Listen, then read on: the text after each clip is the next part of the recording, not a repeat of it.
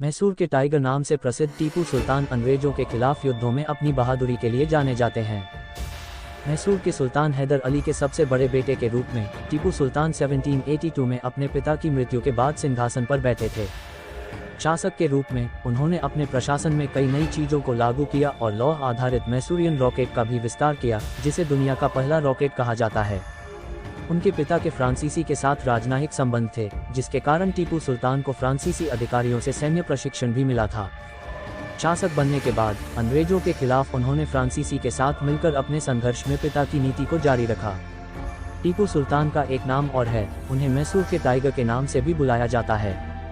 उन्होंने टाइगर को अपने शासन के प्रतीक के रूप में अपनाया था।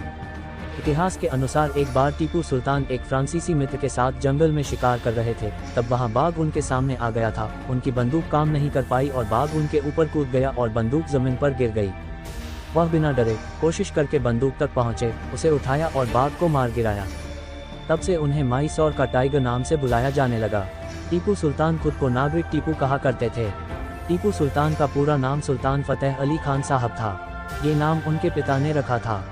टीपू सुल्तान एक बादशाह बनकर पूरे देश पर राज करना चाहते थे, लेकिन उनकी ये इच्छा पूरी नहीं हुई। टीपू सुल्तान ने 18 वर्ष की उम्र में अंग्रेजों के विरुद्ध पहला युद्ध जीता था। टीपू सुल्तान के शासनकाल में 3 बड़े युद्ध हुए और तीसरे युद्ध में वे वीरगति को प्राप्त हुए। कुछ ऐतिहासिक किताबों में इस बात का जिक्र मिलता है कि टीपू सुल्तान की 4 पत्नियां थीं। टीपू सुल्तान की पहली लड़ाई द्वितीय आंग्ल मैसूर थी, जिसमें उन्होंने मंगलौर की संधि के साथ युद्ध को समाप्त किया और सफलता हासिल की।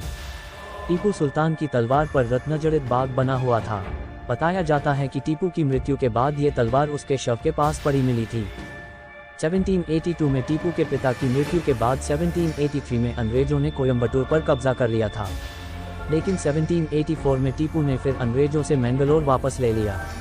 ईस्ट इंडिया कंपनी और टीपू के बीच वार्ता के बाद मार्च 1784 में मंगलौर की संधि संपन्न हुई। उनकी सेना का साप्ताहिक बुलेटिन जाम-ए-जहां-नुमा 1823 में शुरू किया गया था। ये एक उर्दू अखबार था। टीपू सुल्तान की तलवार का वजन 7 किलो 400 ग्राम है। आज के समय में टीपू की तलवार की कीमत 21 करोड़ रुपए है। टीपू सुल्तान दुनिया के पहले रॉकेट आविष्कारक थे। ये रॉकेट आज भी लंदन के एक म्यूजियम में रखे हुए हैं। अंग्रेज इन्हें अपने साथ ले गए थे। टीपू सुल्तान की 12 संतानें थीं। पालक्काड़ किला आज भी टीपू का किला नाम से भी प्रसिद्ध है। ये पालक्काड़ टाउन के मध्य भाग में स्थित है। इसका निर्माण 1766 में किया गया था। ये किला भारतीय पुरातात्विक सर्वेक्षण के अंतर्गत संरक्षित स्मारक है। और वीडियोस के लिए सब्सक्राइब कीजिए हमारा YouTube चैनल।